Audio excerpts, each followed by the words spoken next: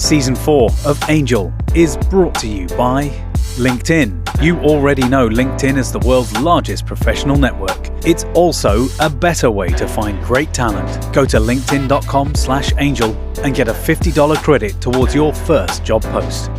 Zeus Living gives you a place to come home to. For trips of 30 days or more, stay with Zeus for beautiful, thoughtfully furnished housing. Go to ZeusLiving.com/angel for $200 off your first booking. And Assure is the leading provider of special purpose vehicles and fund administration. With over 5,000 completed transactions and $2.5 billion under administration. Angel listeners can get 20% off their first SPV at assure.co/angel. Hey, everybody. Welcome to episode 5 of Angel, the podcast. This is our third season, thanks to the partners who made it possible. We couldn't do this podcast without the support of the partners. And so when you hear me read the partner ads, I know you may have heard them many times. Don't skip them. Listen to them. And then if you really want to help out the podcast and be a friend of the pod, which we have been doing for over a decade and we do it for free, go ahead and try those products or at least tweet, hey, thanks to @name of the company on Twitter for supporting the podcast. Really appreciate it. When they see that, the marketing people and the growth people and the CEOs of those companies are like, oh, wow, people are listening. That's cool. And they appreciate the support. In this season, we wanted to talk to downstream investors from angels and from Series A seed people, the people who have billions of dollars under management. Now, many times they have a scout program or seed program, so they're doing that as well. But we wanted to talk about venture at scale, the big firms, the ones that make the big checks and then work backwards to how they interface with the early stage investors. Today on the program, Ajay Agarwal. Got it. Hit that G on the second one. You hit it. Perfect. Agarwal. We were talking before the show about pronouncing names of Indian people. Or people just general Greeks too, who have difficult names. Exactly. And it's pretty universal. People are now making an effort to do it. They are. Which must feel nice. It's great. It's good intent. It's very good intent. Definitely. But when you were coming up... Not the case in elementary school, but they were times just like, changed. AJ, Ajar, what the hell's something, your name? Yeah. Teachers too probably made fun of it. Yeah, they didn't make fun of it, but, in that era, some tried, some didn't. Yeah, no. With Calicanis, they were like, we're just going to call you Cali. Yeah, there you go. And that's like, no, my parents might not be super... They wouldn't be psyched. It was really funny on Preet Bharara's podcast. He's got 2 of them. One is called Stay Tuned, and then he has a paid one on Mondays with Andrew Milgram called Cafe Insider. Okay. It's cafe.com. It's really good because he goes even wonkier. Yeah, he goes super deep. Yeah. That's my thesis on podcasts. The wonkier, the better. The better. Do not assume that you have to explain everything to the audience. Exactly. Let the audience jump into a conversation with experts. Definitely. And maybe they're a little overwhelmed. Maybe sometimes I'm listening to his podcast. I'm typing in the words into Google and trying to understand what they're saying. Yeah. And it's great to get that background. So I love that. It's like awesome. Immersion. Yeah.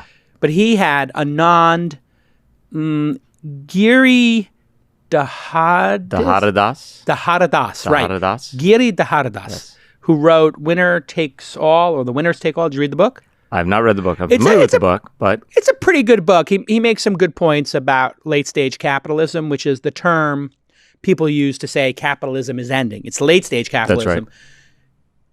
Do you think capitalism is broken? And as a venture capitalist and as somebody who believes, obviously, and has dedicated his life's work to funding companies, how does it feel, and I think we're probably in the similar age category, Gen Xers, how does it feel having spent our lives looking at capitalism, entrepreneurship, founders, startups, the creation of jobs, the creation of products and services that drive the human species forward, to now be hated, held in contempt by a significant minority of the population in America? Well, I think... Do you think about it? I do. Because I've been thinking about it. I definitely think about it. Yeah. I think what about is at the core of it? I think about it as a venture capitalist. I think about it as a citizen of the country, as a citizen of the world. Yeah. Well, and your parents immigrated. And my parents immigrated here, in the early 70s. What they think about it. Yeah. I think they came here for the reason that so many immigrants come here, which is, America for them and for me is a place of opportunity. It's the reason why immigrants from all over the world come to America, because it's a place where anyone, theoretically, with hard work, can can accomplish something. Now, I think that notion of the American dream in many ways has eroded in this current era. And, as a citizen of the country, I believe we need to invest more heavily in making that dream still be the case. I think the level of, social mobility in this country is, from what I've read, at the lowest level it's been in, 50, 60 years. The education systems have eroded. Public education system is not good. It's not good, right? It's not good. It's eroded. I think we're in like the high teens in terms of globally. Oh, it's horrible. We should be in the top Absolutely. 3. No, for sure. It's not even close. And so when you think about, my childhood, I grew up in Pittsburgh. I went to a public school. The schools were great. Pittsburgh, Pennsylvania. Yeah, great town. Indian immigrant parents in Pittsburgh. Steel Town. Steel Town. Yeah, absolutely. I'm a huge Steeler fan to this day. And but that's what it's all about, that you can come to this country, you can get an education, you have freedom, you have the ability to go pursue your dreams. And I think for a huge swath of the population, that is not the case anymore in this country. And I think that truly is something that needs to be addressed. Now, what is the culprit of that? Is it capitalism?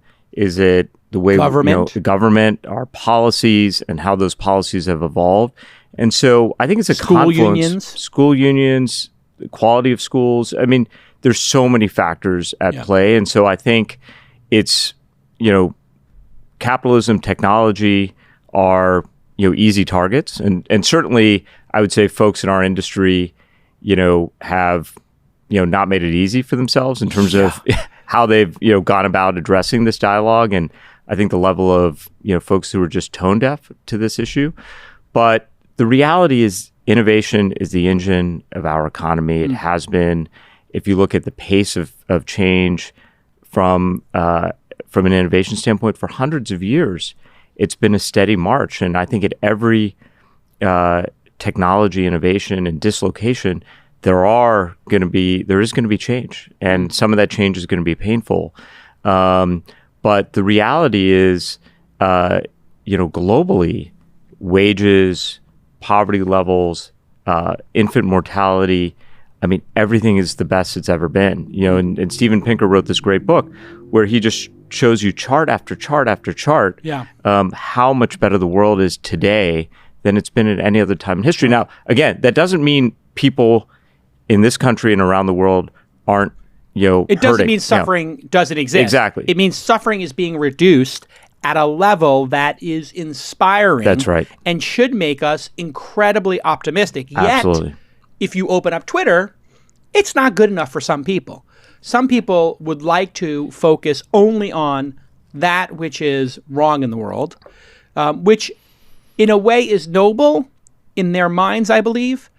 But I don't think they're actually doing a service. And I think one of the core things that you said about this upward mobility and why is it not happening, it's confounding to me, and it's a very hard discussion for people to have, I think, because while we're not seeing upward mobility, the information and the educational system, as broken as it is, a new one is emerging or has emerged where the answer to every question, a lesson on every subject, is now available for free everywhere online.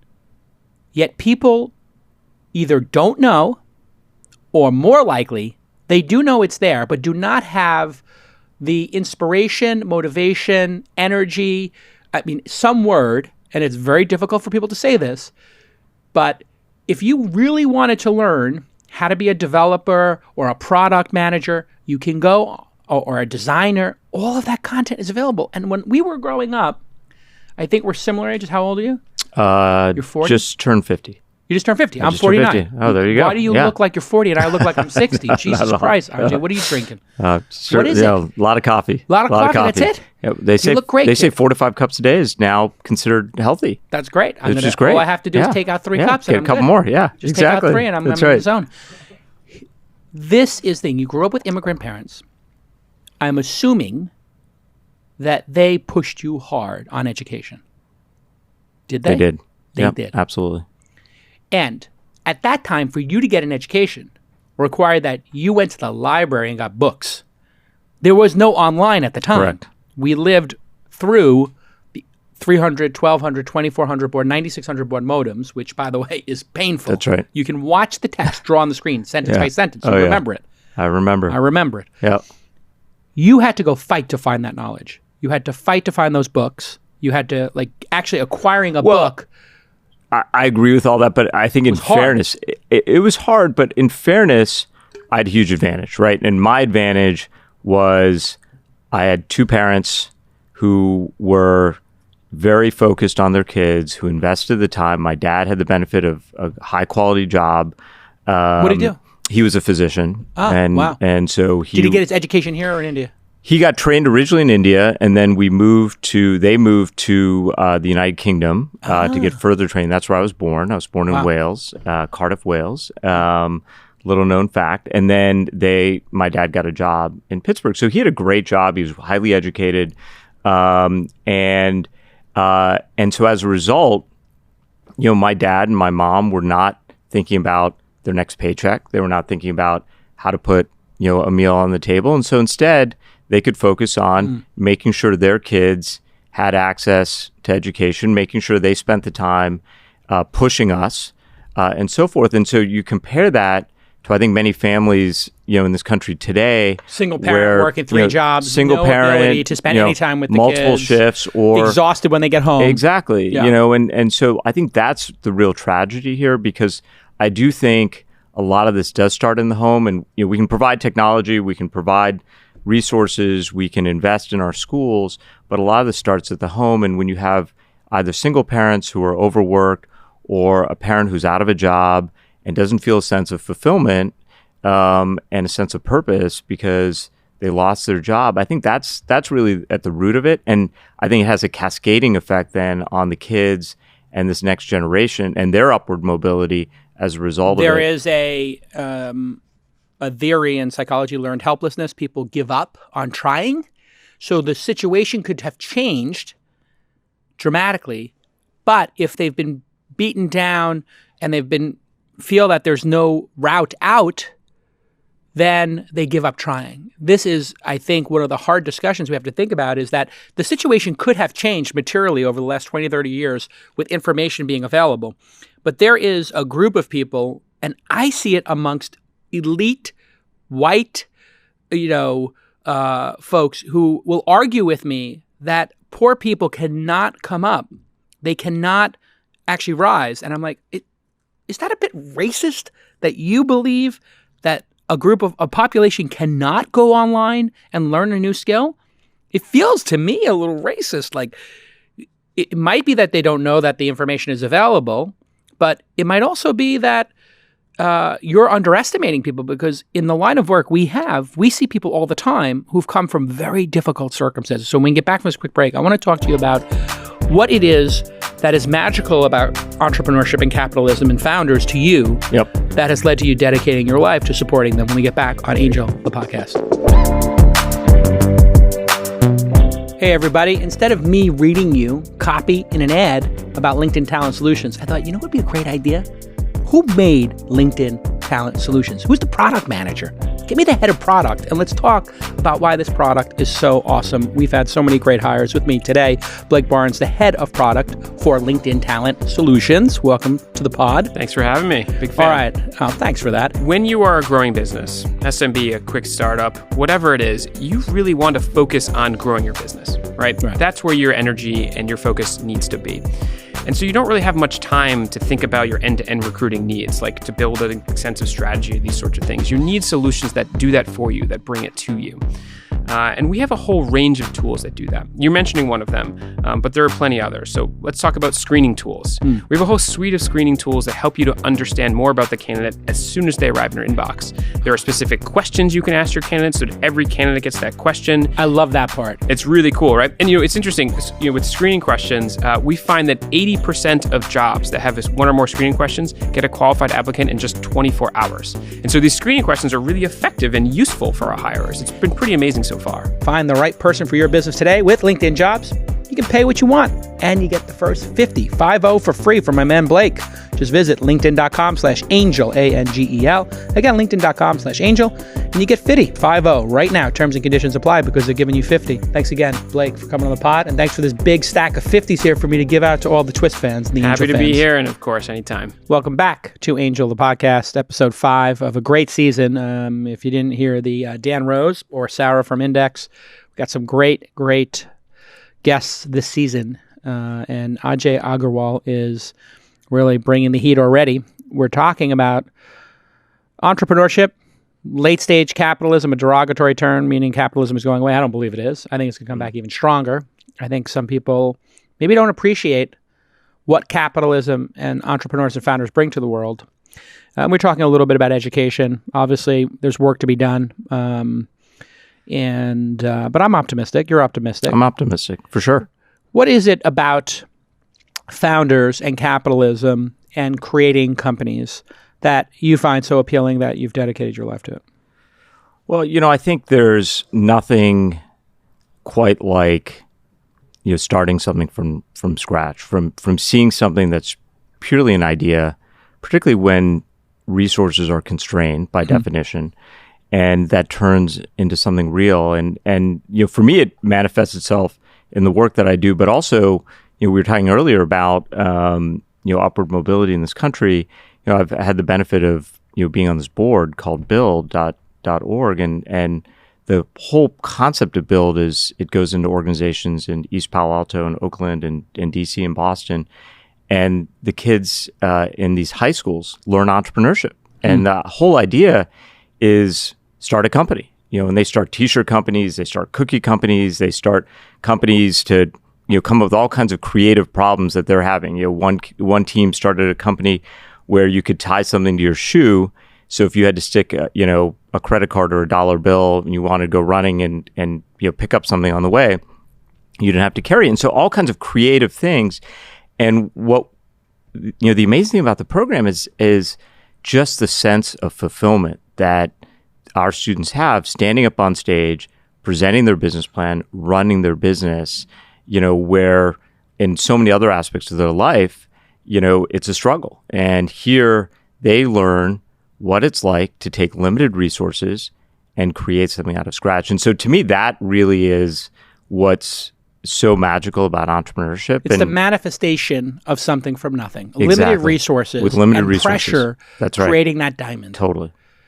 And sand in the oyster creating the pearl. Exactly. And so I had the benefit, very early on in college, when I got to college, my advisor, first week of college, said to me, he was a CS professor, and he said to me, look, you've got this next 4 years. My advice is don't worry about your grades. Don't take the minimum classes you need to take to get your major, and then use the rest of the time to go start a company. Go overseas, try out things you've never tried before. Life, And so beginning of sophomore year, I show up back on campus and he calls me up and he said, remember I mentioned starting a company? He said, there's someone you should meet. Which college is this? This is at Stanford. Yeah. And so he introduces me to a classmate, who's a year ahead of me. I was a sophomore and this student, Joe Lemont, was a year ahead of me. And I sat down with him. And we grabbed a coffee on campus, and I was majoring in electrical engineering. My parents weren't in business. I didn't know anything about business. And the first thing Joe says to me, he said, "You know what the 2 greatest businesses are in the world?" And I said, "I have no idea. I have no clue what you're talking about." He said, "The 2 greatest businesses in the world." And remember, he's 19 years old. He said, "Are biotech and enterprise software." And I said, what are you talking about? Like, well, first of all, I sort of know what biotech is. I really don't know what enterprise software is. And he goes on to say they're the only 2 businesses in the world that have 99% gross margins, and here was this 19-year-old who had that insight. Define gross margins for people who are listening and have never heard that term, and because it is one of those terms that are confusing to people. That's right. Explain what that means and why it's so powerful and investors are obsessed with it. So gross margin is essentially the amount of money that you get to keep when you deliver a product or service and you subtract out the cost of delivering that service. And Right. so if I'm selling groceries for a bag of groceries for $30, but it costs me $25 as the grocery store to buy those groceries from, Procter & Gamble, 5 divided by 30 is my gross margin, Right. Which is, what is that, less than 20%. And the beauty of software is that it's purely digital. Yeah. I can sell the same piece of software over and over and over again to hundreds, millions of people without any incremental cost. Now, there are some costs such as, Amazon web hosting and when so you on say and so forth. incremental cost for somebody who's 19 years old listening to this, That's right. and is Ajay in whatever it was, 1988, Yeah. 1987 Yeah. or 89, I guess. What does that mean? The incremental cost. What that means is once you've spent the money to actually get, back in those days, you had to install the software. This was not pre-cloud. Package software, Package putting software. it on a server. You had to get it on a server. So you would spend money to send someone to a company's office, implement the software, get it up and running. So that first year gross margin would be lower because you've now invested all You this had the cost. cost of putting it on a server. That's right. Yeah. Cost of putting it on a server. But from that point forward, it's basically 100% profit. And especially in those days, because you didn't have hosting costs, it was on-premise, sitting on site at the customer. And yes, you had to provide some basic bug fixes and maintenance and all of that, but it was essentially pure profit. Right. And that money you would actually charge for. So a way That's for right. a young person listening to the pod right now, and a lot of young people are listening to this in their, freshman, sophomore, junior year of high school. That's right. A lot of high school people listen to the podcast because I meet them when they graduate college or they're in college. And I literally was at Stanford talking to some MBA students and they were like, yeah, I've been listening to the podcast. When I was like, I was like, oh, that's great. He's like, yeah, we listened to undergrad. And I was like, So oh, that's cool. awesome, dude. That's awesome. Listened for like 6 years. He's like, well, we also listened to it when I was a senior in high school. Very The Entrepreneur cool. Club would listen to things. That's great. The magic of this is if you were just thinking about Fortnite, a video game, the millionth customer of Fortnite who's paying, spending $100 a year on something, they don't cost Fortnite any more money. Exactly. And the 10 millionth costs no money. That's right. Absolutely. And the 100th millionth costs no money. Totally. So that's why something like Minecraft or Instagram or any of these, or Calm.com, the meditation app, the millionth user or the 5 millionth user, there's likely no cost to them. There might be a cost to acquire them, but that's right. not gross margin. Gross margin is about what it costs to provide the product. That's right. And what the incremental cost is to provide it again. Exactly. And providing right. it again used to be putting it in a box. So there That's right. was $10 There was some to make cost. a CD-ROM. That's right. Exactly. To sell a $300 license That's to right. Photoshop. Totally. So, but it was still de minimis. It was 3% in that case. Exactly. But now it's because of people delivering it as a subscription in the web. That's right. It's gotten even more. Exactly. Then you look at a service like Uber or Airbnb. Yeah. There is a cost involved That's in it, right. and the margin is much lower. It's much lower. That's right. And so they have to be bigger. They're not bad businesses. They're great businesses, but it's a lower gross margin business. And so Joe's insight back then was, and he said, of the two, I like enterprise software better. And I said, why? He said, well, biotech,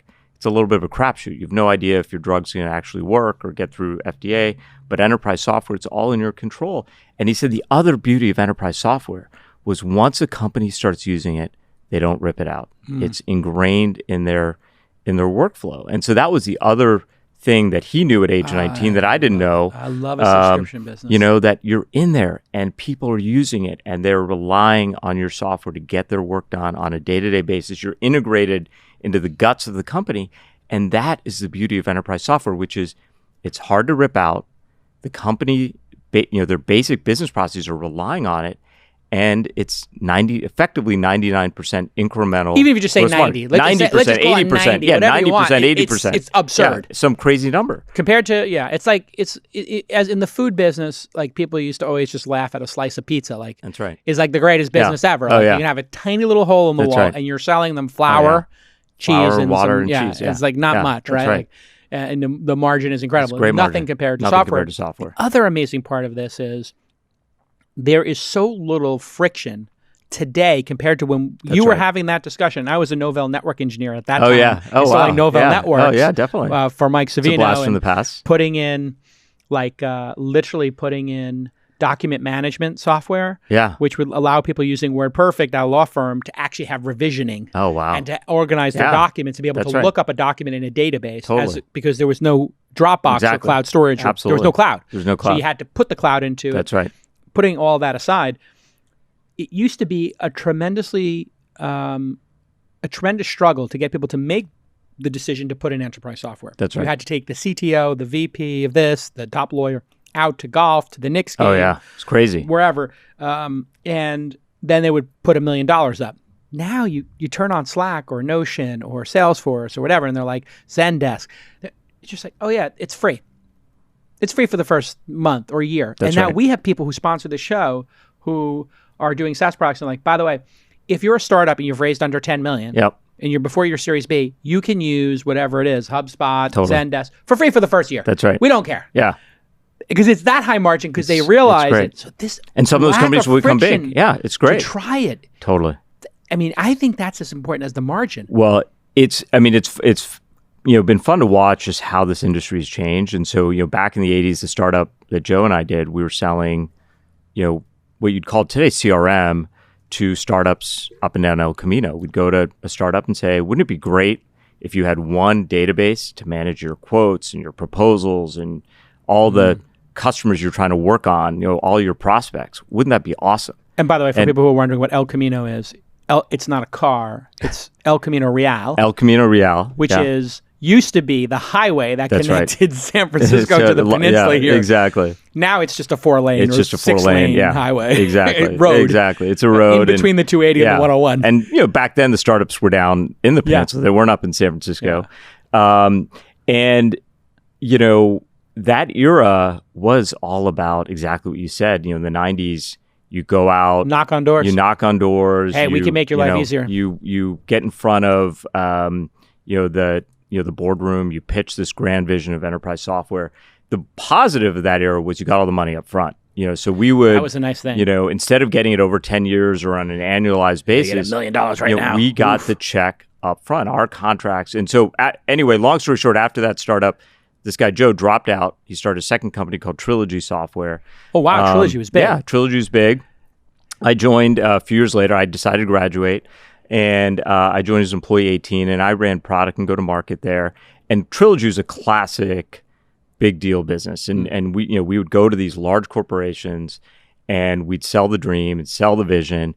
And our goal was to walk out with a $10 million check. And the day they signed the contract, they literally, within a week, had to wire us the full amount of money, 100% of the money. Right. And then on top of that, friction. I mean, this made it a 6 to 12 month sales cycle. It was, 12 months, 18 months. And I mean, some of the stories from that era are crazy. I mean, I remember we were trying to sell this paper and packaging company down in the South. And, we were working with our champion. And he said, okay, I'm going to get you in front of the senior executives.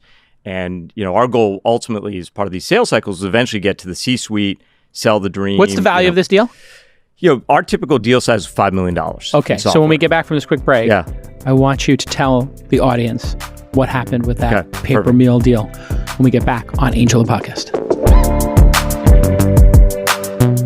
Zeus Living makes it easy for you to live wherever opportunity takes you. Yes, whether you're connecting with investors on the other side of the country or opening an office in a new city, Zeus offers smart, furnished housing that's cozy and convenient. Zeus can accommodate 30-day stays, and they include all the important stuff like cleaning supplies, kitchenware, toiletries, and options like downtown one-bedrooms or a single-family home in a neighborhood you want to explore, flexible booking dates, immediate availability, and minimal paperwork. All of these come with high-speed Wi-Fi, obviously Xfinity, and a smart TV. That's all standard. You don't have to think about it. You can just move around, be nomadic. And Zeus is the hassle-free way to streamline your next stay. You can find Zeus Living, Z-E-U-S, in San Francisco in the Bay Area, Los Angeles, Seattle, the New York metro area, Washington, D.C., and even Boston. Rest assured, you, your family, and your pets will be secure with their digital locks and 24/7 on-the-ground support. For a limited time, Zeus is offering $200 off your first booking for Angel Podcast listeners. Wow, that's very generous. Get the $200, not $100, not a $50, $200 by going to ZeusLiving.com/angel. That's $200 right now on JCal and Zeus. Visit ZeusLiving.com/angel and explore all their beautiful homes. Okay, let's get back to this amazing episode. My guest today, Ajay Agarwal. You hit the G. Agarwal. I try to hit the G. Yeah. Agarwal. He is a partner at Bain Capital. Bain has how much under management? Our venture group has about $6 billion under Amazing. management. Bain Capital overall, which includes a set of other funds, about $100 billion. That's overall. private equity, hedge Private fund equity. stuff. We have a hedge fund. We have a real estate fund. We have a life sciences fund. Was it Mitt Romney at Bain? Mitt Romney is one of the founders of Bain. One of the Capital. founders of Yeah. Bain. Way back Did when. you see his speech? I did. How moving was that? It was incredible. It was truly incredible. It was. I mean, Yeah. did that reverberate through Bain? Do people even know he worked there these days? No, people do, for Yeah, sure. No, people do. I mean, he wasn't there when I got there, but certainly I think that speech, I think all across, the various communities we're in, that speech, had an impact. And a friend of mine who's in Utah recently said, he got landed at the airport and saw a giant billboard and it said, "Thank you, Mitt, for being just a hero to us." Yeah. And so Just a good American. Yeah, exactly. It's like we live in times when people think that ethics and morals don't matter, and cheating or getting an edge is allowable. And That's right. It's not why your parents came to this country. Exactly. It's not why they took that That's right. risk. Absolutely. And it's not why our parents, all of them, worked so hard Totally. to try to make a better future for I us. agree. And it's just great for somebody to say, you know what? I know this is my team, but I got to put my foot down and say, my team can make a mistake too. That's right. It's not about whose team you're on. That's it's just right. a matter about the behavior, objectively Well, bad theoretically, behavior. we should be on the same team, right? I mean, that's That's the problem with America now. that's Is we right. used to be, if we were conservatives, or fantastically liberal, you could at least be like, you know what, we're Americans. That's right. Right? Exactly. And maybe San Francisco's a little weird, and I'm That's from right. Nashville Yeah. or Texas, Totally. but we're Americans. At the end of the Exactly. day, we both Yep. salute the same flag. And now Exactly. people are like, yeah, the flag doesn't mean much Yeah, to me. totally. That's just heartbreaking. It is. It's too bad. It's also weird too. Like when you think about when we grew up, we were told that assimilation, the melting pot, was what made the country strong. Yep. And now for me to just say that, I mean, I don't care about getting canceled. Screw Yeah. it. I mean, Yeah. to be honest, Yep. if I got canceled Yep. and I could retire right now, that would be my dream. So I am free. I'm There you go. uncancelable right now. Clearly, 'Cause you know what cancel completely means to me? unfettered. Yeah. Cancel means I go skiing with my brother Yeah. 100 days a There year. you go. For the love of God, please Yeah. figure out a way to cancel me. I know everybody here needs open the job. invitation. Yeah, there you go. But here, I'm going to say it right now. America was based upon, they taught us this in school. Whatever culture you have is valid, but it's not as important as the culture you're about to enter, because this is the super culture where you contribute what you learned in India, what you bring to the table, your religion, your cuisine, your way of dressing, your movies. And I bring my Greek and Irish heritage. That's right. And we mix them together. it together. And I can say, Exactly. to you, you got that chicken makni? Yeah. That's incredible. Yeah, That butter exactly. chicken. So good. Wait till you Yeah. try my Spanish copetas and saganaki to fried Yeah, cheese. totally. And we could sit there, and that was a good thing. Yeah. Now, it's cultural appropriation, and it's a bad thing. This generation thinks that blending our cultures together and making a monoculture, a uniculture that we all get to contribute to is a negative. They think that that's, by the way, that's why this country kicks ass. It's because Indians can come to Pittsburgh Exactly. and assimilate and fit in.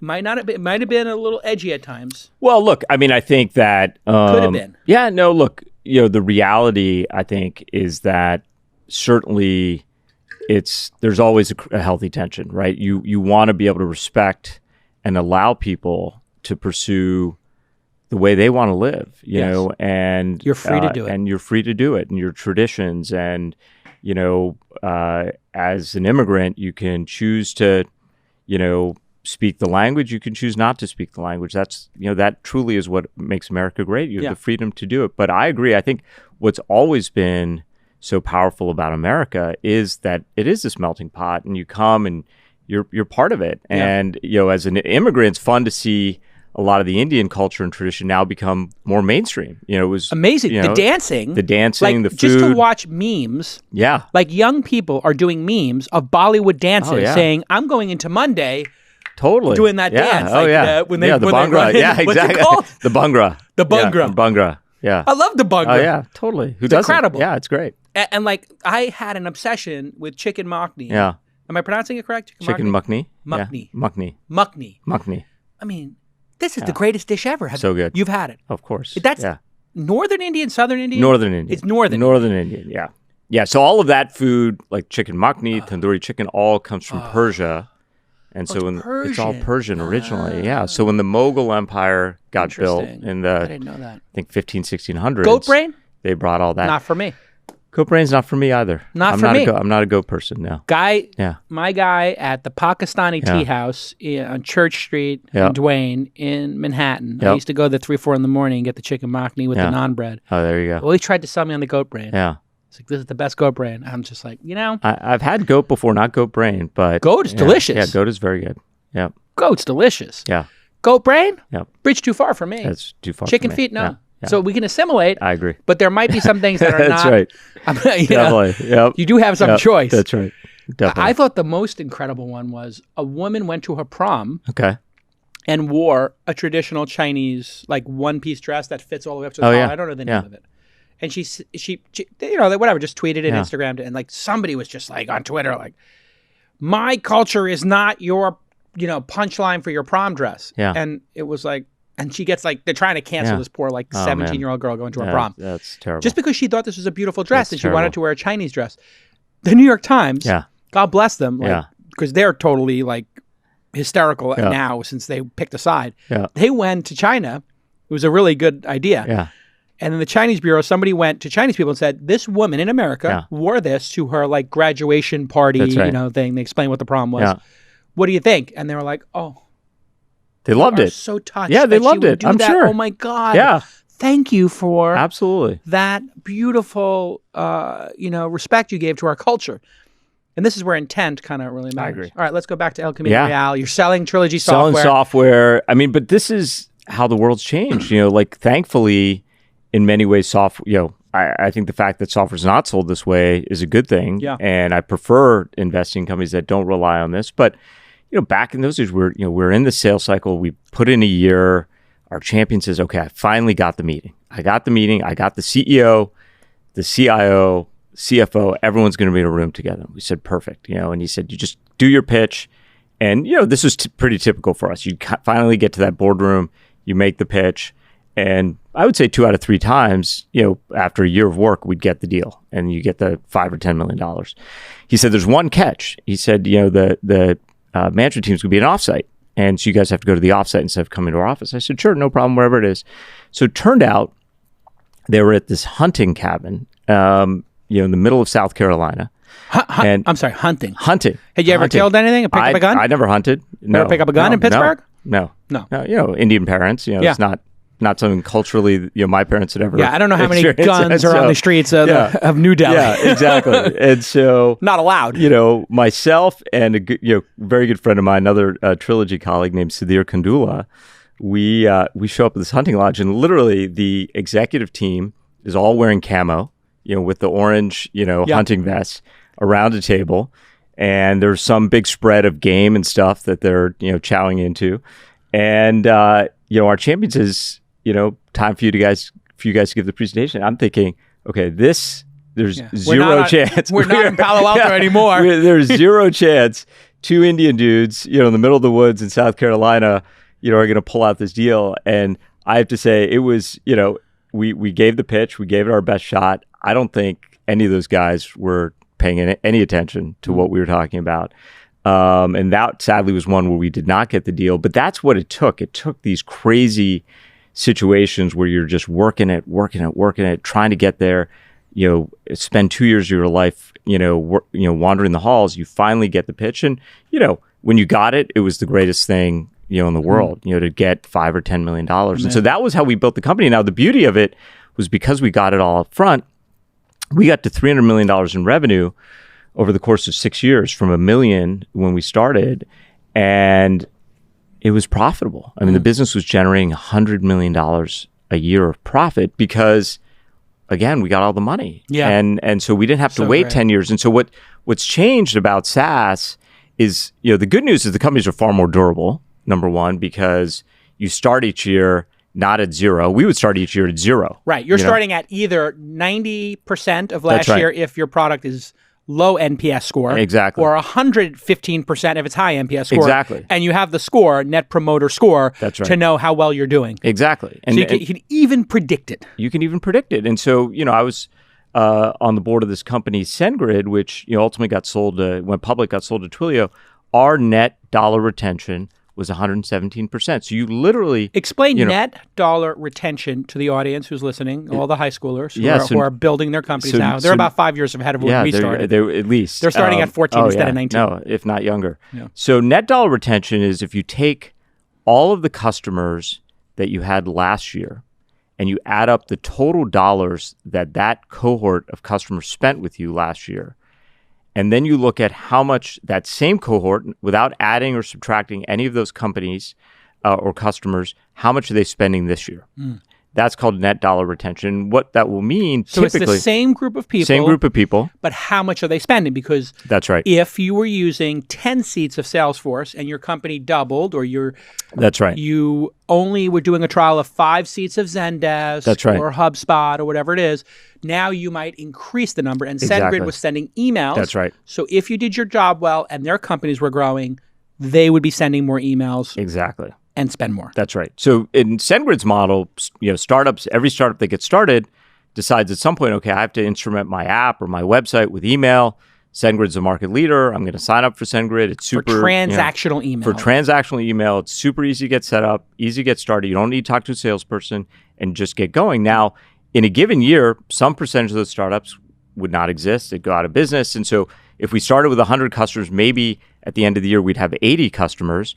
But those 80 customers throughout that time period would increase their usage of email. And so those 80 customers would now spend, let's say, 30-40% more. And so on a net basis, when you account for the fact that some percent have gone away, you have a net dollar retention of 117%. And so the beauty of that business is we literally could tell the entire staff of the company to go home for a year, and the business would grow 17%. So if we did 100 million one year, the next year without any work, without any new customers. Just the momentum, we'd be 117 million. In contrast, at Trilogy, we were 300 million in revenue. Starting at zero. And you'd effectively start at zero. Now, we had some, 20% maintenance, and some services. But it was de minimis. It was small, and you'd start from scratch. And so the beauty of today's world is these companies are far more durable. They're more predictable. Wall Street loves it because you don't have this lumpiness. Our business was very lumpy at Trilogy. You get a big deal. Yeah, have a great quarter. Then you lose your VP of sales. Yeah, exactly. And the whole culture was sales driven. That's right. Which that I think is a profound difference because when the culture is sales driven, things get weird. They do. Now, you don't really need a sales team as much. They're more customer support, right? They're working on making sure you don't churn, making sure you don't leave.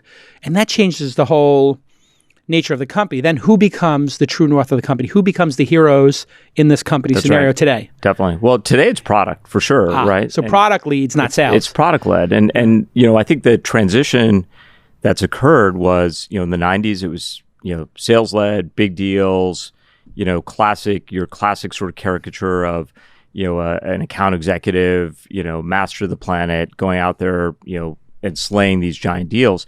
And then, I think what that led to, which was, a wave that got started, about 10 years ago, and we're fortunate to be part of a company called Gainsight, which was actually customer success in a world where you now have to re-earn your, living every month, every quarter, every year, because the customer can cancel, unlike the software before where you paid it all up front. Yep. Now you're not. And so customer success matters. And that's led to a giant wave that Gainsight has helped propel. And now I think a world where, so many companies now are bottoms-up companies where instead of thinking about a functional owner, in the 90s, in that era, you thought about, I got to sell to the CFO or to the CMO or to the CIO or CIO, head of sales, But now, and that, certainly created a lot of large enterprise software companies. But it also perverted the sell and how you made the software. Exactly. Because you were selling them on some buzzwords that they thought were important. Exactly. As opposed to now you're selling to?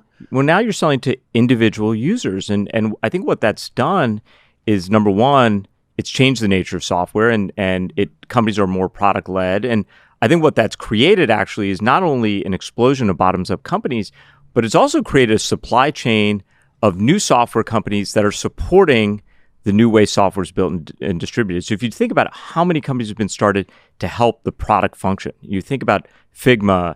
We have a company in this space called Parlor. Oh, you Product have Figma? Board. We don't have Figma. I wish we were in Figma, but Figma, is that the design kind of? That's a design. So now you have a exactly. whole cohort of apps that let you design better products. So Exactly. everybody in the industry is just focused on actually providing a service that gets the job done, as opposed to trying to convince a CIO that you have the latest stuff.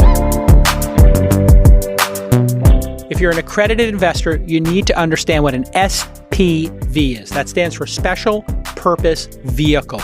This allows 250 investors to put up to $10 million into a company with only one entity on the cap table. So if you're an angel investor with a bunch of rich friends, you can start your own syndicate powered through an SPV. Here at Launch, we couldn't be more pleased with our partnership with the team at Assure, ASSURE, by the way. They power my syndicate, which is called thesyndicate.com, which is the largest syndicate in the world. We have about 4,000 members now. And Assure is the leading provider of special purpose vehicles, SPVs, and fund administration with over $2.5 billion in AUA. That's asset under administration, and over 5,000 completed transactions. The folks over at Assure have developed an innovative software platform called Glassboard to automate the entire investment experience from entity formation all the way to IPO. It's beautiful, it's slick, and Ashley, who manages my syndicate, loves the interface. Not only do investors love it, but founders love it as well, as it keeps their cap tables nice and clean and simple. So to get 20% off your first special purpose vehicle, again, SPV, that's what I want you to remember, visit assure.co/angel. That's ASSURE.co/angel. In fact, the first time I ever did one of these, an SPV, you know what it was for? Calm.com, the meditation app. And that worked out really well. Yum yumskis. Thanks to Assure for powering my syndicate and for offering this discount to Angel listeners. Okay, let's get back to this amazing episode. Let's do the lightning round here. Yeah.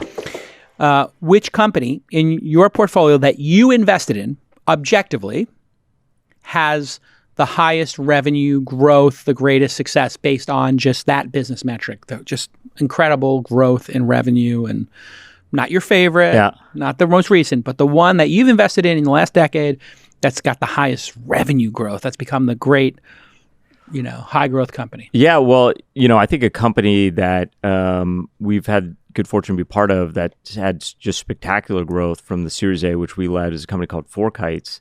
FourKites, I've never even heard of it. Yeah, they're in the supply chain transportation space, so less sexy space, but huge amount of value creation. What they do is they go to large shippers, Kraft or ConAgra or British Petroleum, and they say to the executives there, you know how when you order something from Amazon, you know exactly where your stuff is. You know where it is, has it left the distribution center, when it's showing up. And they said the problem is, Kraft, when your truck leaves your warehouse and is heading to Walmart, you can't tell Walmart when it's going to get there, where it is, what's in that truck, when did it leave, is it on time? Right. Did it get in a traffic jam? Did it have an accident? You have no idea. And so what they built was a system that integrated to the back end, enterprise software systems like SAP, so that knew, okay, this order has to get from this distribution center to that distribution center. And then they integrated into all the telematics systems of all these trucking companies. And there are thousands of trucking companies in the United States. It's very fragmented. So you know where they are. And so you now know where they are. Now, what's cool about FourKites is that's the initial hook. That's the wedge. You get in the door. We provide visibility. You can now tell Walmart, hey, the truck's running late. Here's why. It should be there in an hour. And optimizing supply chain is super important, as we see with Apple. And it's super important. Yeah. And so, but the beauty of FourKites is we know in real time how much inventory you have in your distribution center. Why do we know that? We know what truck came in. We know what truck left. We know what was on the truck that came in. We know what was on the truck that left. So our ability now to actually provide a real-time view into supply chain, incredibly powerful. So the business has grown like a weed. It's been crazy. Here's the painful question. Yeah. Tell me about the company that came in to pitch you, that you couldn't get your partners to agree on, and you couldn't get there in terms of writing the check, but that is the biggest loss, the anti-portfolio, the missed investment. I would say, it's painful to talk about it, but I would say that the example that jumps to mind is Pinterest. Wow. And the backstory Another great Indian founder, right? Not an Indian founder, Ben Silverman. I thought he was Indian. No, at least as maybe he's co-founder. Yeah, Okay. no. Ben is as far as I can tell, not Indian. Okay, and so the challenge for us is we had just opened up our West Coast office. Actually, we hadn't quite opened it up. We were originally, if you go back 20 years ago, Bain Capital Ventures was primarily in Boston. It was an East Coast firm. East Coast. Which East Coast thinking is slightly different. Yeah, very different. And Don't tell me you got boomered. Yeah, I did not. But I moved out here, got the office up and running. And at the time, we were not writing seed checks. And Ben Silverman was raising $1 million. $1 million? $1 million. First, I know. First, $5 million post. I can't even remember the probably erased it from my brain. No, at that time period, it would be $5 million would be exactly. the average. This was like 2010. Yeah, $5 million, $6 million. And seed was not something we did as a firm. We were very focused. Series A. You cared about the stage. We cared about the stage. Why do VCs care about the stage? There's a good jump off point. Why are they so obsessed, some of them, with stage as opposed to how great, because the way I look at it is this a great founder, and do the customers love this product, and is the product exceptional? That's what I look at. That's right. But why are some of them stage? Well, I think obsessed. I think there are good reasons for it. Which from are? The standpoint that what an entrepreneur expects and the level of service and commitment and value add that you have to deliver at Series A, that involves a certain amount of time. That level of service, commitment, and value add is very different at Series C or Series D. And so if you've built your practice and services and value add and everything else around Series A, and then you try and apply it against these other stages, it's hard to make that work. And frankly, part of the reason we do seeds today is the seeds today are very much like the A's of 10 years ago. Right. We used to, our typical Series A decade ago was $3 to $5 million on a PowerPoint for 20% of the company. for 20% of the company, sometimes 30 behind a one founder, two founders. Yep. But it was typically at the idea stage, and almost always it was pre-product market fit. Right. Now today the Series A's are happening at $1 million of ARR. There's product market fit. Sometimes 2 or 3. Sometimes 2 or 3. I mean, I get a lot of no's on our portfolio companies that have 2 million, 3 million, and they're crazy. like, not enough for Series A. And crazy. I'm like, what? Yeah, that's crazy. And then you know what they do? They skip rounds. They're like, okay, we'll just be profitable and be a Pegasus. Yeah, just go straight. Yeah, exactly. I call them a Pegasus. Why do it? Fly over. And so that's why we're doing seeds today, because it truly is smallest check size you write. We'll write $250K. Wow. Yeah. But that means you have to give that company the same amount of attention as somebody you gave $5 million to. You cannot, as the VC, it's be hard. like, it's if you hard. call me, I'm going to make the phone call 1/20th the length. You can't do it. You can't do it because it's 1/20th the check size. The expectation is if I'm taking money from Bain Capital Ventures, there's a level of value add and services and the brand and access to the Bain network and our companies. That has to be equal. All of that, and so that's why historically firms have been stage focused. Now, I think number one, the world's changed. The lines are blurry now. What is a Series A or seed or Series B anymore? Who knows? Each company, it's very different. It's very bespoke. And I think our mode, has been that, look, we want to invest in the best companies. And, we have areas of expertise across our partnership. And if we can find that company at seed, Series A, great. We'd prefer to do that. We'd prefer to get involved early. But you're not going to see every company at seed and Series A. And sometimes we make mistakes, where we see a company. It's nice to get into a company after you made a mistake. Yeah. Have you done that with a company where you passed on an early round and were able to get in on the Series B or C and make up for the sin of omission, as we say? Sins in our business are the misses. It's omission, not commission. Definitely. It's not like you did something bad. It's that you didn't do something good. Definitely. Well, my partner Jameson Hill invested in a killer company that is a marketplace for on-demand, gig workers, and particularly in the industrial space and warehousing, supply chain, which we were talking about earlier. There's constant fluctuation in demand and need for folks, and so this company Winolo, which we saw, oh my God, we've used them. Yeah, no, it's great, and we saw it in the seed and Series A round, and did not do it. Yeah, me too. And so my partner Jameson led around, about a year and a half ago. But and now Uber's doing a work kind of thing. They're getting in on it too. Yeah, no, because, exactly. You know what we used it for when we would have events? Yep. The registration desk on the first day would be 20 people. Totally. You know what the registration desk on the second day is? Yeah. 2. 2, exactly. So how do we staff that? We don't have that. We would put That's all right. 10 of our team members on the front desk and nobody be inside the conference. Exactly. Winolo, we put the price at $20 an hour, Yeah. sometimes $25. That's right. And then we get more than enough applicants. Absolutely. They want the 4 hours of work, Exactly. 5 hours of work. They want the Totally. quick $125. Exactly. Sequoia famously did like every round of WhatsApp, Yep. preemptively funded them. Yep. You guys have this giant bankroll. Yeah. Do you talk about that internally, and have you ever done it? We have done it. How do you make that decision to do it? Because it seems unhygienic Yeah. to many people for you to just keep putting money in, and it feels like as an investor, if this thing blows up, you made 5 bets, you covered your own tracks, it could look really bad. Yeah, the cases we've done it have been a combination of, clearly we have huge conviction in the company, but the founder also wants us to do it. So we've never been in a situation where we are, shoving the term sheet down the founder's throat. There are cases where the founder wants to do it. And a good example company I was involved with, we led the Series A at a robotics company called Kiva Systems. They were the original pioneer. Wait, did Amazon buy them? Amazon bought them. They do the little baby robots that drive boxes around. Yeah, exactly. So they're Mick's innovation. He was at Webvan way back when, and Webvan, wow. He was at Now we're Webvan, talking. and he was in the distribution center. He's like, all right, the math doesn't work. It costs $30 to pick and pack the groceries. It should cost $10. I can't figure out how to get from 30 down to 10. And his insight when he was thinking about it, he left Webvan. He was at another startup, and one day on a napkin, he figures out this insight that 70 to 80% of the fulfillment workers' time is spent walking. And then only 20 to 30% is actually picking and packing. So if all the stuff came to a desk, they could just pack it. Exactly. If the shelves came to the worker, Amazing. and you had mobile shelves with robots bringing the shelf to the worker, then all of a sudden you do a couple things. Number one, you're essentially virtualizing the physical storage because you don't really care which item's on what shelf and where that shelf is in the warehouse because the robot's just going to bring it to you. And so you can be very intelligent now of saying, you know what, the Easter candy, no one wants the Easter candy the day after Easter, so we're going to put that shelf all the way in the far back of the warehouse.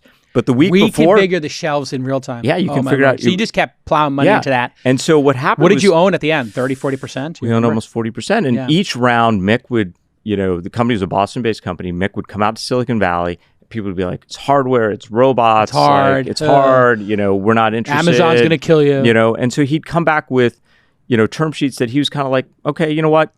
Bain, we love you guys. Why don't you guys just match this term sheet I got? I started doing it. I offered 5 or 6 of our companies. We just watched their revenue, and the revenue doubles in 6 months or less.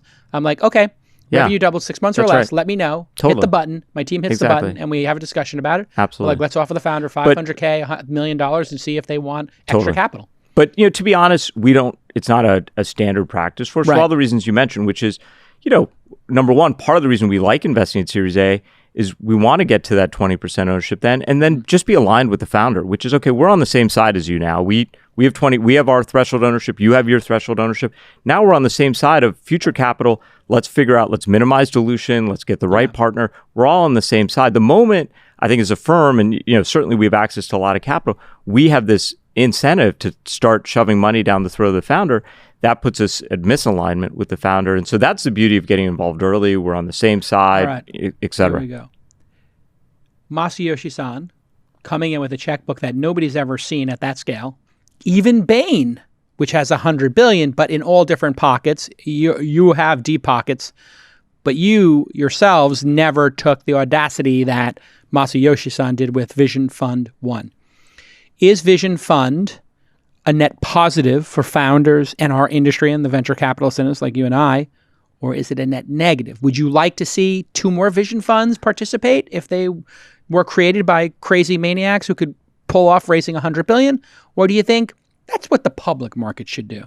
What do you personally think, Ajay? I think the concept of let's separate the concept from the execution. Okay, the concept of the Vision Fund, I think is a really good concept because there are businesses, and Amazon's a good example of this. There are businesses that require a huge amount of capital investment in order to get to either the scale or the network that finally allows you to see the kind of profitability that you want to see. And in the era that Amazon went public, you could go public in that era before you proved that, before it was proven out. In this era, you cannot. You cannot go public without having proved that out. And in some cases, and Uber is a good example, and others, where it just takes a sheer amount of time, effort, and money to get to a scale where all of a sudden the magic of the business model finally comes through. And so this idea of really filling in this space in the market, which historically, companies like Apple and Microsoft went public at 30 million of revenue. And now the average company that went public the last 2 years is 300 million. So you think about that period from 30 to 300 million where, these companies need capital. And particularly when you think about SaaS as one example, where the average SaaS company needs $200 million of capital because you're not getting paid up front. And so I think the concept of late stage capital that can fill the gap, and particularly for some of these transformational businesses that it's going to take a decade before you finally realize, oh, wow, that's a great business. I mean, think about Amazon and what a great business it is today. Yeah. It's been a 20, 25-year journey. People hated it. Yeah, people hated Netflix too. Exactly. Netflix, when they said we're going to make our own content, people were like, right. That's the end of Netflix. That's the end of Netflix. By the way, that was the starting line. That was the starting line. And so I think the concept of it makes a ton of sense. Yeah. Okay, let's talk about execution on the margins. They make this Uber bet. Yeah. Uber goes public. The public markets are like, you guys are growing 30%, whatever. No, we want profits. It can never be profitable. The press is going crazy, never be profitable. You and I are sitting here. We do this for a living. We look at the numbers and we go 1.7 billion rides, losing money, but growing like a weed. And we're in the first inning, second inning of transportation. Totally. Don't you want high growth? Who cares if it loses a little bit of money? But the press creates this narrative it can never make money. And they force the CEO to say, you know what, we're going to start cutting our investment and we're going to start cutting offices. We're going to start selling units away and we'll get to profitability. Stock goes crazy. Which would you rather have seen them do? Continue the growth march, burning capital for another 5 years, 10 years? Would you rather see them doing what they're doing now, which is react to the press and the public markets and get to profitability? What do you think with Uber specifically was the right move? You must talk about this internally. Sure. Were you guys in Uber at all? We were not in Uber. Left? No, we were not in ride sharing. I wish we were. Yeah. We were not in ride sharing. So what do you think that this is a good outcome? Or maybe should Uber have just stayed private for another 5 years and just kept trading shares? Because I was able to liquidate some shares, yum. Definitely. I don't need to be looking at my phone every day and watching the press go crazy. The press is so dumb. Yeah. I mean, it's just, I'll say it, not you, but they have 10% of the information. And this is why I'm a little bit, and I'm going to talk about it with Kara Swisher on her podcast, that the press needs to do a better job. Because if a company has 1.7 billion rides in a quarter and they lose $1 billion or whatever it is, and if you take out some of the stuff that's like one-time charge or whatever, maybe it's less. But let's just call it if they were losing $1 billion. Do you think behavior is going to change if an Uber on average is 50 cents more or $1 more per ride? Maybe for 5%, the bottom 5%, it's not going to change for everybody else. They're not changing their behavior. If Amazon raised prices 10% right now, 5% right now, let's just put it at 5 or 10%. Do you think people would change their behavior? I mean, do you know what Amazon Prime is now? It's insane. It's $150 a year, I think. Yeah. When we all bought Amazon Prime, the initial price was $49 and then $59 with the introductory prices. Yep. They've tripled it in a decade. Totally. I ask people what they pay for Prime. You know what they say? I don't know. They don't know. And they don't care. If Amazon Prime was $300 right now, I don't think it changes. I don't think it changes. Well, I think this is exactly the point. I think Amazon is the most instructive where, Bezos and Amazon run the company and they make decisions not based on what the unit economics look today. They base it on where they think the unit economics will get to once they get to scale. And Prime is a great example where they basically said, where do we think the unit economics will be of delivering something in 2 days, a decade from now? A decade from now, with the investment, with scale, with density, with Kiva robots, with all the things that they put in place. Should we stop? Yeah. We keep going? No, it's great. For those people who are listening, I'll bring you into it. We're in the studio. Our neighbors are doing some construction. They told them they give us 15 minutes more, and 15 minutes is up. We hit 15 minutes. All right. Ajay, we got to get next door, and we got to help them put in the new. We got to put in the new chandelier. So we told them we'd help them put the chandelier up after. Perfect. Ajay Agarwal is a partner at Bain Capital for almost 20 years. Thank you, Jason. It's fun. Thanks for coming on the pod. I appreciate it. And you're pretty podcast shy. You don't do a lot. I don't do a lot. You just put your head down and work. I, spend time with parents founders. Must be so proud of you, huh? Your parents must be so proud. They're still alive? I'm proud of them. My mom's still alive. Mom's still alive. Yeah. She must be. Wow. What does she think of all this? You know, she's great. She must be blown away. She's great. No, look, you know, I mean, I think she's great. I think myself and my sisters. Is a venture capitalist at Bain Capital. I mean, this is like, you went from, in one generation, India, London, and then here to Silicon Valley, and in the top, the best seat you could have in terms of careers, like one of the 5 or 6 best seats you could have in the world. You did it. Ajay, you did it. I get to do what I love. I think that's the most important thing. I think that's, you know, myself, my sisters, we're healthy. Yeah, that's We've, good. You know, got good families. I think that's really what matters. Of course, and so, definitely. but it's also nice for mom to look at this and dad from up above, rest in peace, to see what you did, Ajay. You did it. You did Thanks, it. buddy. All Appreciate right. it. Good to see you. See you all next time on Angel the Podcast. Bye-bye, everybody.